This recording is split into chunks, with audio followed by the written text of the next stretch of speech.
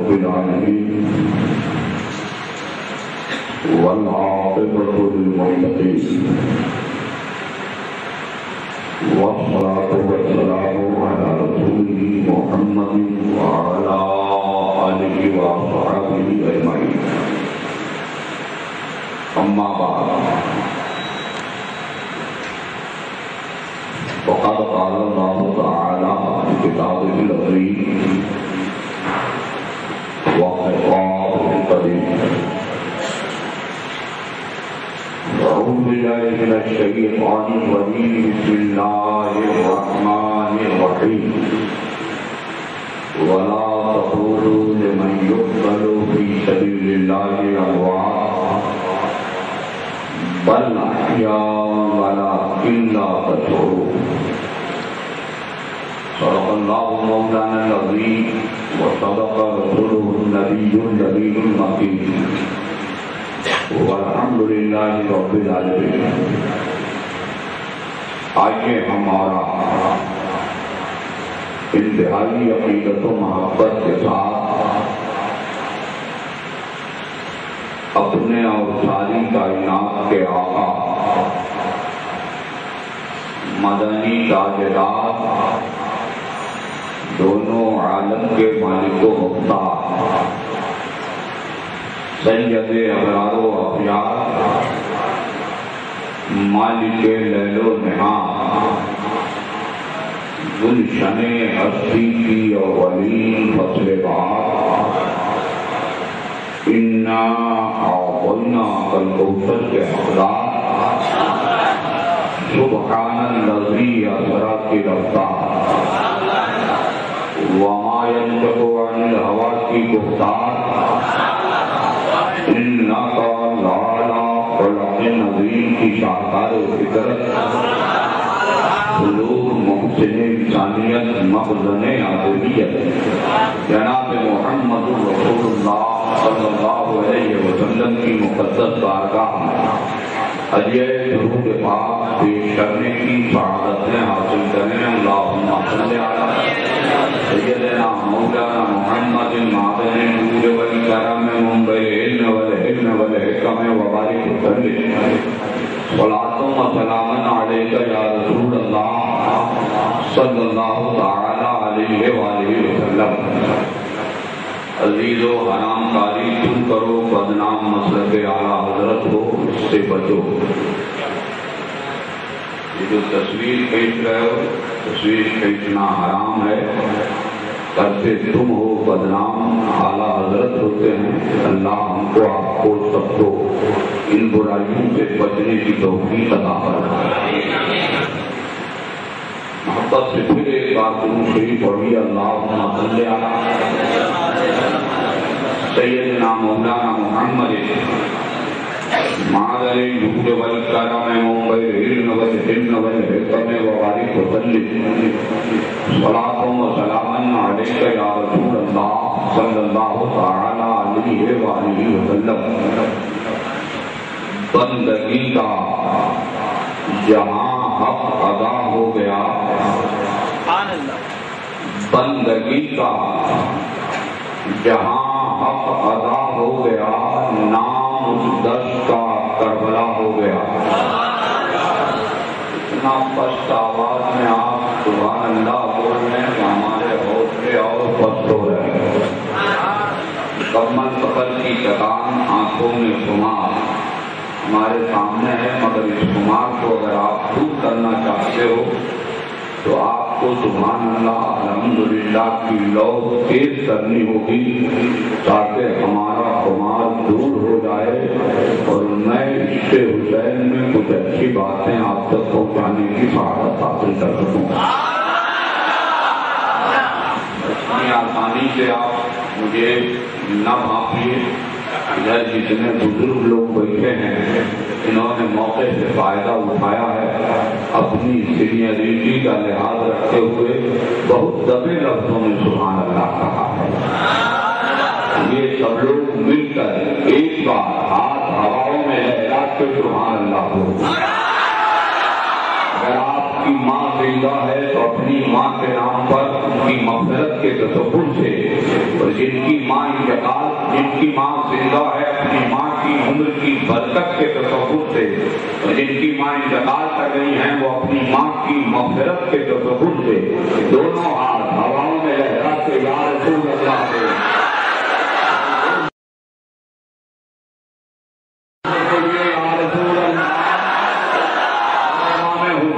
سچی محبت ہے جو زور سے بولو یا حسین، آپ سبوں کو سلامت رکھتے پھر یہ شعر اسی بیداری سے سنیے تاکہ ہمارا حوصلہ غروب کی طرف چلا جائے۔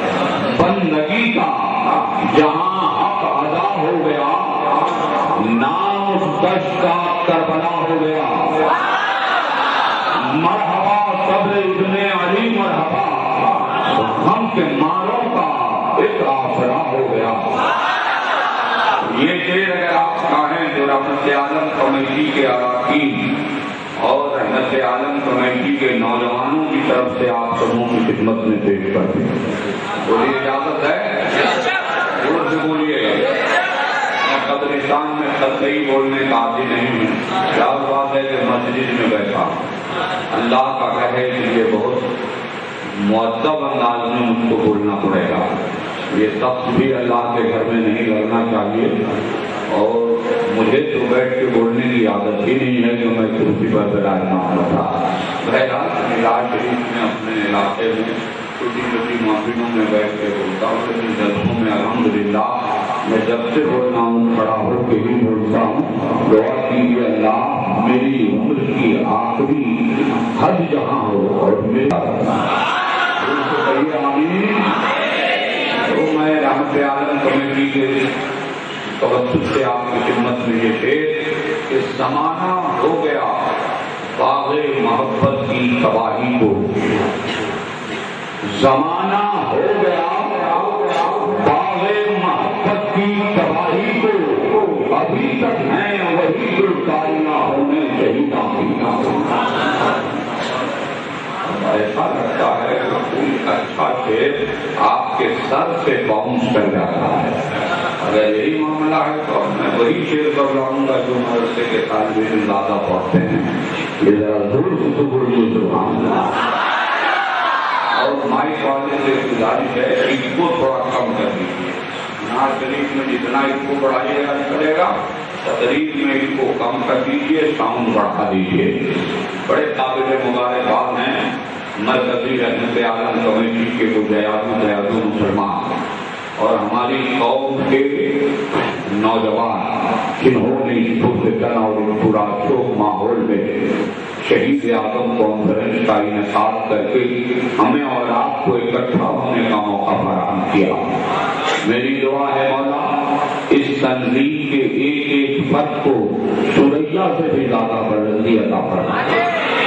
مولا جو افراد اس سے نہیں منسلک ہیں ان سبوں کو رحمت عالم کمیٹی کے جھنڈے تلے آ کر مسلک حق یعنی سیدنا اعلیٰ حضرت مجدد دین و ملت امام احمد رضا کے پرچم کو لہرانے کی توفیق عطا فرمائے۔ خصوصیت کے ساتھ ہمارے بھائی شاہد اقبال صاحب بڑے قابل مبارکباد ہیں، مسلسل میری نیند اور میرے سکون کو لوٹتے ہوئے مجھے یہاں بلانے کی انہوں نے صحیح پیدا کی ہے۔ اللہ ان کی عمر میں بے پناہ برکتیں عطا فرمائے۔ ابھی آپ نے بڑی ہی عمدہ بہت ہی اچھا اتنا پیارا خطاب سنا ہے تو اس خطاب کے بعد میں اپنے آپ کو گونگا سمجھتا ہوں، لیکن چونکہ میں آیا ہوں باہر سے بلایا گیا ہوں اس لیے اپنے دانے کو نمک کو حلال کرنے کی کوشش کر رہا ہوں۔ دعا کیجیے کہ اللہ تعالیٰ مجھے چند جملے سچ اور حق بول کر آپ کے اذہان تک پہنچانے کی توفیق عطا فرمائے۔ حضرت علامہ مولانا اقبال نوری صاحب اللہ میرے آنے سے پہلے کیا انہوں نے فرمایا مجھے نہیں معلوم، مگر آنے کے بعد جو فرمایا یہ لگا کہ اب تقریر کی کوئی ضرورت نہیں ہے۔ اللہ ان کی عمر میں بے پناہ برکتیں عطا فرمائے۔ آپ کے شہید اعظم کانفرنس میں عقیدت و محبت کے پھول ان 72 لوگوں سے قدسیہ کی مقدس بارگاہ عالیہ میں جنہوں نے اسلام اسلام کی نصرت و حمایت، حق و صداقت کی سربلندی اور ناموس رسالت کی حفاظت کے لیے اپنی عزیز ترین جان کی قربانیاں دیتے ہوئے یہ کہتے ہوئے گزرے کہ سلیب النار سہی دشت کو حصار سہی، سلیب النار سہی دشت کو حصار سہی، جہاں بھی تو نے پکارا ہے جان حال چلے، سنی جو بانگ جرس کو فقط لگا ہے رہا، کفن بدوش عزیزانے زلفے یاد چلے۔ سبحان اللہ کہتے ہوئے اٹھا چلے۔ بارگاہ علیہ میں خصوصیت کے ساتھ اس شخصیت کی مقدس بارگاہ میں جنہیں پوری دنیا سید الشہداء، تاجدار نینوا، کشتلاہ کربلا، سرور قلب زہرا، نور عین مصطفیٰ، تو سبحان اللہ بول ٹھوکر لگانا پڑے گا۔ یہ ٹھوکر لگانے والی عادت ختم کیجیے، خود بولتے رہیے، ورنہ ہمیں بھی ٹائم پاس کرنے آتا ہے۔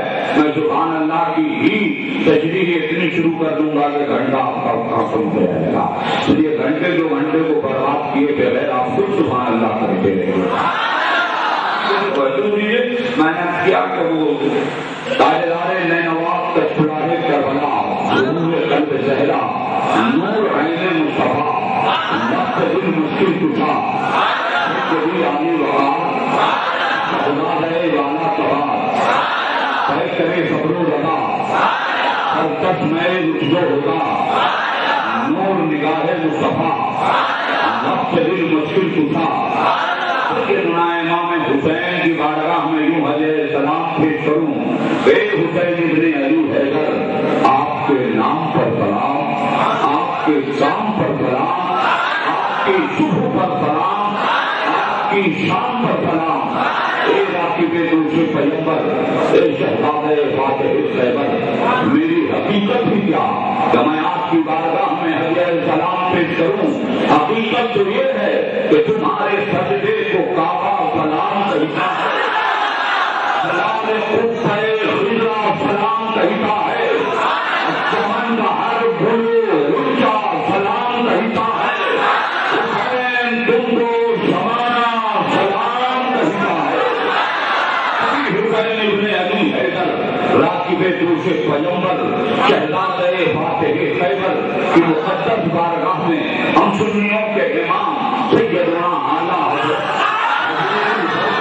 مجدد دین و ملت شیخ الاسلام ابن مسلمین امام احمد رضا کا فاضل بریلوی یوں علیہ السلام پیش فرماتے ہیں کہ دستے بلا شاہ قلوب کو آپ کے بولو، ہواؤں میں لہلا کے بولو، ایران حسین کی طرح بولو، احمد کے لہو کا واسطہ دیتا ہوں، محمد کے پاکن کا واسطہ دیتا ہوں، سب لوگ ہاتھ اٹھا کے دستے بلا شاہ قلوب کو بے قدر دست حرمت پہ لاکھوں سلام، آئے سہاق غنچہ آئے قدس اہل بیت نبوت پہ لاکھوں سلام۔ ضرور شریف پڑھی اللہم صلی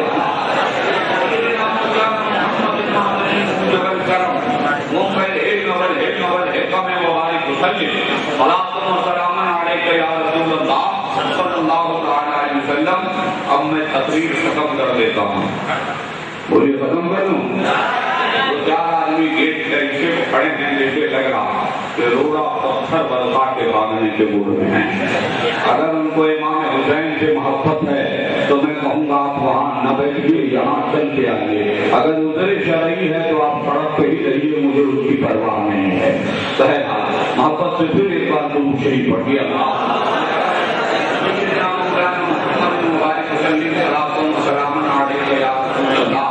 صلی اللہ تعالیٰ علیہ وسلم۔ میری تقریر سننے سے پہلے ذہن میری طرف توجہ کیجیے، میں اس وقت الفاظ اور جملوں کے پھیرنے نہیں جا رہا ہوں، کچھ حقیقت کے آئینے میں حسین کا بچپنا اور حسین کی شہادت بتایا ہے۔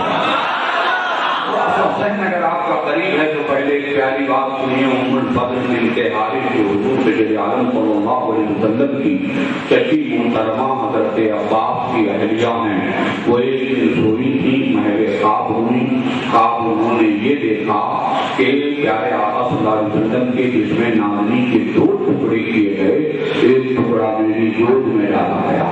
ظاہر ہے ایک امتی کے لیے نبی کے سلسلے میں یہ خواب دیکھا جانا بڑا ہی ڈراؤنا، دہشت زدہ، کپکپی پیدا کرنے والا، لرزہ پیدا کرنے والا۔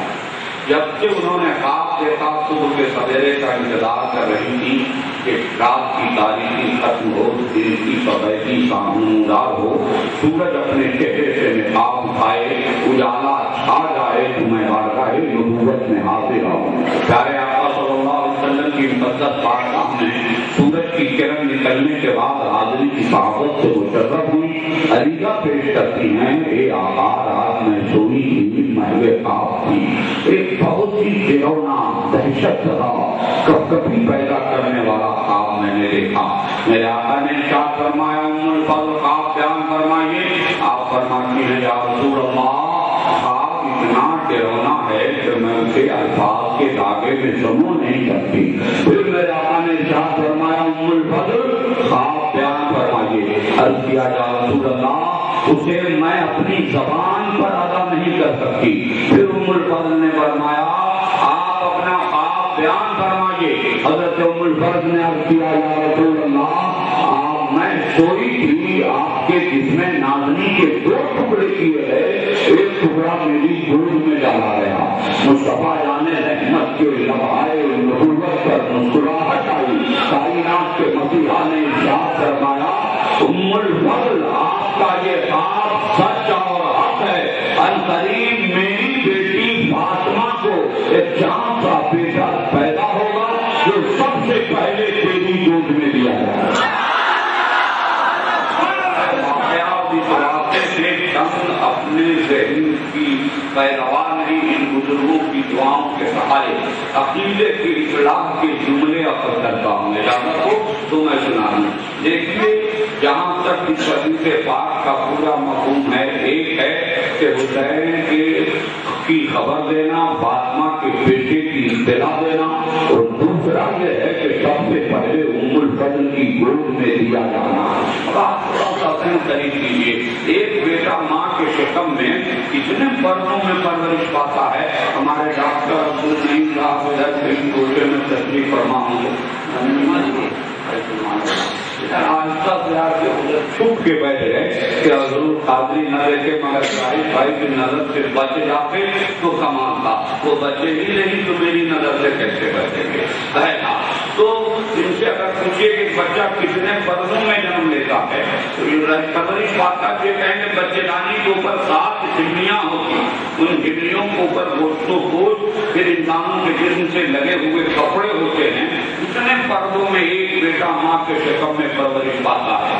سڑکوں اور شاہراہوں پر جانے والی کسی عورت کے سلسلے میں ہم نے کا کوئی آدمی یہ رائے قائم نہیں کر سکتا تو اس کے پیٹ میں بیٹا ہے یا بیٹی، اور جو آپ رائے قائم کر سکتے ہو ذرا دور سے بولو۔ کوئی ایسا انسان نہیں ہے، ہمارے ڈاکٹر صاحب بھی رائے قائم نہیں کر سکتے، مگر ڈاکٹر صاحب پڑھے ہوئے میں نے کہا مولانا سائنسدانوں نے اعلیٰ ایجاد کیا ہے، اس کا نام ہے الٹرا ساؤنڈ۔ اسے ایسے لگایا جاتا ہے ماں کے شکم میں بیٹا ہے یا بیٹی، بڑی آسانی سے پتہ لگ جاتا ہے۔ میں نے کہا اس کے وجود کو کتنے دن ہوئے؟ انہوں نے کہا 50 سال۔ میں نے کہا مان لیجیے 100 سال، مان لیجیے 200 سال۔ گویا ایک انسان کے ایک ماں کے شکم میں جو بچہ پرورش پاتا ہے، اس بچے کا پتہ لگانے کے لیے جو آلہ بنا ہے اس کی مدت ہم نے 200 سال تعین کی۔ میں نے کہا سائنسدانوں نے آلے کے ذریعے ماں کے شکم میں رہنے والے بیٹی یا بیٹا کی خبر دی ہے، مگر پورے سائنسدانوں کو چیلنج کر کے ضرور قادری کہتا ہے، ارے سائنسدانوں سنو، آج سے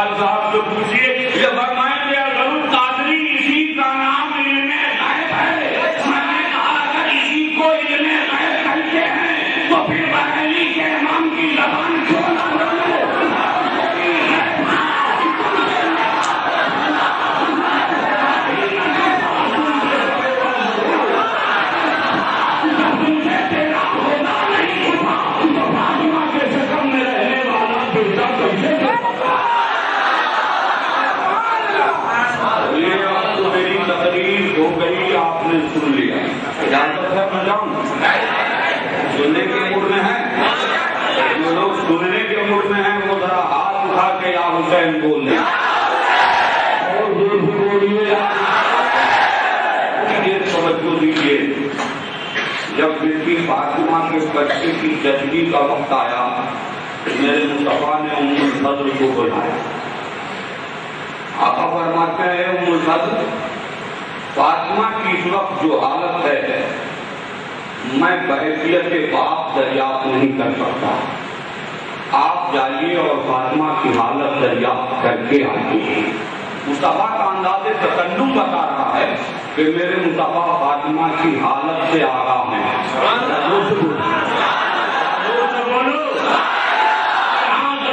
ایک جملہ میرا جب مصطفیٰ اپنی بیٹی کی حالت سے آگاہ ہیں تو میرا ایمان بول رہا ہے میرا مصطفیٰ ہر امتی کی حالت سے کون کرتا ہے کہ میری حالت سے میرے رسول آگاہ نہیں؟ بولی ہیں کہ نہیں ہے؟ ام الفضل گئی کیسے دہلیز کے اندر قدم رکھی ہیں دیکھا فاطمہ گود میں بیٹا لیے بیٹھی. ام الفضل تو حیرت تھی. سرکار نے ابھی مجھے بھیجا کہ دیکھو حالت کیا فاطمہ گود میں لے کے بیٹھی. اس کا مطلب ہے کہ مجھ سے پہلے کوئی دایا آئی تھی. ام الفضل نے دائیں دیکھا بائیں دیکھا آگے دیکھا پیچھے دیکھا پورا گھر دیکھا اندر دیکھا باہر دیکھا کوئی عورت نظر نہیں آئی. فاطمہ سے پوچھا فاطمہ کیا مجھ سے پہلے بھی کوئی دایا یہاں آئی تھی؟ تو حضرت بیوی فاطمہ فرماتی ہیں اے ام الفضل آپ سے پہلے اس بچے کی پیدائش کے بعد کوئی عورت میرے گھر نہیں آئی. ام الفضل نے فاطمہ سے دایا کے آنے کے سلسلے میں تحقیق کر کے اب نبی کے اس قول کی تعریف کرنے لگا. اس کے بعد حضرت سے ام الفضل نے فاطمہ کے کپڑے ہوئی. فاطمہ جلدی کی کیوں آپ کیا ہوا؟ اتنی جلدی تمہیں کپڑا بھی چینج کر دیا؟ کپڑا تو میں نے تبدیل نہیں کیا یہ وہی کپڑا ہے جس کپڑے میں جو بچہ پیدا ہوا. فاطمہ عام عورتیں جب بچہ پیدا کرتی ہیں تو اسے خون کے جو قطرات گرتے ہیں ان کی آلودگیوں سے ان کا کپڑا خراب ہو جاتا داغدار ہو جاتا. انہیں کپڑا تبدیل کرنے کی نوبت آتی ہے تو انہیں اتنی جلدی کر دیا کہ تبدیل کیا. تو فاطمہ کہتے ہیں نہیں میں نے تبدیل نہیں کیا اللہ نے مجھے اس فاسد خونوں سے پاک فرمایا.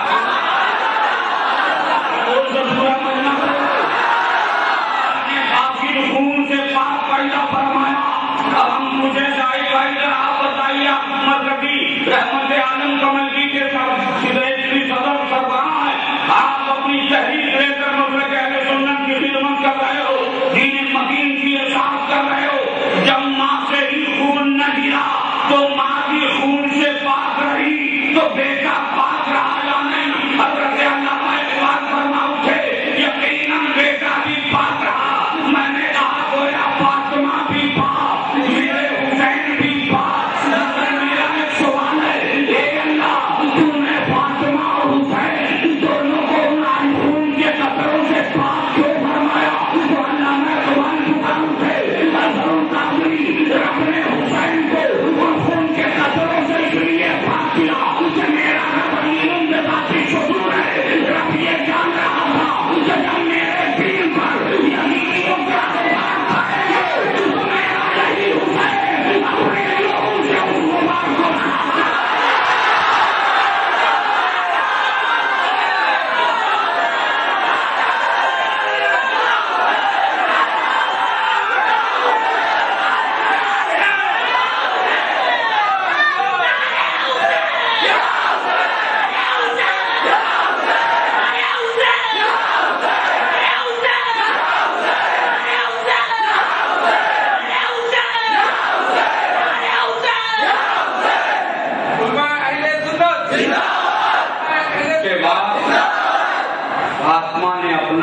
ام الفضل کی گود میں عطا کیا. رحمت نے فرمایا تھا سب سے پہلے تمہاری گود میں دیا جائے گا. ام الفضل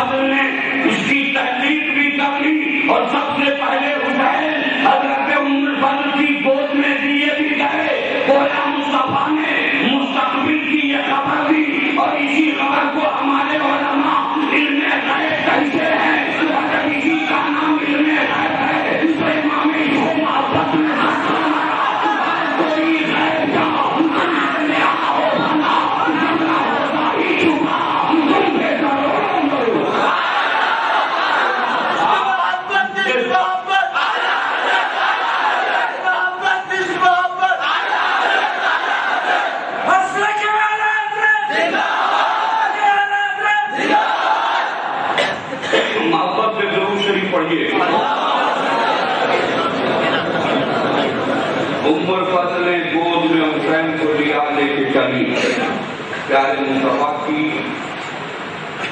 گود رحمت میں اللہ فرما دیا. مصطفیٰ جانے رحمت نے لیا. ایک کان میں آذان کہی, دوسرے کان میں تکبیر, ذرا محبت سے بولو. اس کے بعد حسین کے منہ میں اپنی زبان رکھا. بیٹا حسین چوستے رہو, بچے کی فطرت ہے, آپ اس کے منہ میں انگلی ڈالو یا زبان وہ چوستا رہے گا. حسین چوستے رہے گا, چوستے رہے گا.